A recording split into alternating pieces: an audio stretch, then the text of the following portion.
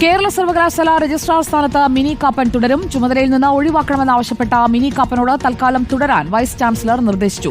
KS അനിൽകുമാറിനെതിരെ VC ഗവർണറെ സമീപിച്ചിട്ടുണ്ട്. അതേസമയം സർക്കാരിനെതിരെയും ഉന്നത വിദ്യാഭ്യാസ വകുപ്പിനെതിരെയും ഗവർണർക്കെതിരെയും സുപ്രഭാതം എഡിറ്റോറിയൽ പ്രസിദ്ധീകരിച്ചു.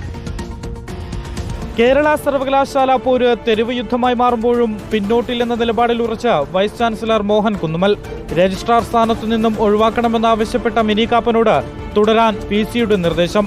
പകരം സംവിധാനം ഒരുക്കും വരെ തുടരണമെന്നാണ് ആവശ്യപ്പെട്ടിരിക്കുന്നത്. സിൻഡിക്കേറ്റ് പിന്തുണയുള്ള രജിസ്ട്രാർ KS അനിൽകുമാർ ഒപ്പിട്ട 3 ഫയലുകൾ VC തിരിച്ചയച്ചു.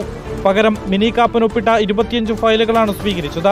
അനിൽകുമാർ ഒപ്പിടുന്ന ഫയലുകൾ മാറ്റിവെക്കണമെന്നും അത്യാവശ്യ ഘട്ടങ്ങളിൽ അടിയന്തര ഫയലുകൾ തനിക്ക് നേരിട്ടയക്കണമെന്നും VC നിർദ്ദേശം നൽകിയിട്ടുണ്ട്. അനിൽകുമാറിനെതിരെ VC ഗവർണറെയും സമീപിച്ചു. തന്റെ നിർദ്ദേശം മറികടന്ന അനധികൃതമായാണ് അനിൽകുമാർ സർവകലാശാലയിൽ എത്തിയതെന്ന് ഗവർണർക്ക് റിപ്പോർട്ട് നൽകി. അതിനിടെ സർക്കാരിനെയും ഉന്നത വിദ്യാഭ്യാസ വകുപ്പിനെയും ഗവർണറെയും വിമർശിച്ച് സുപ്രഭാതം വീണ്ടും ലേഖനം പ്രസിദ്ധീകരിച്ചു. വിദ്യാർത്ഥികളെ മറന്നുള്ള സ്തംഭനം എത്രനാൾ എന്ന തലക്കെട്ടോടെയാണ് ലേഖനം. സർക്കാരും ഗവർണറും അസാധാരണ സംഭവങ്ങളിലേക്ക് സർവകലാശാലയെ നയിച്ചു. ഗവർണറുടേത് ആസൂത്രിത അജണ്ടയെന്നും സംഘാശയങ്ങൾ പിന്തുടരുന്ന സർവകലാശാലകൾക്ക് ബദലായി നിലകൊള്ളുന്ന ഉന്നത വിദ്യാഭ്യാസ മേഖലയിൽ വിള്ളൽ വീഴ്ത്താനുള്ള ശ്രമമെന്നും ലേഖനത്തിൽ വിമർശിക്കുന്നു. എന്തായാലും VC മോഹൻ കുന്നുമ്മലിന്റെ തുടർ നീക്കങ്ങളാണ് ഇനി നിർണായകമാവുക. റിപ്പോർട്ടർ, തിരുവനന്തപുരം.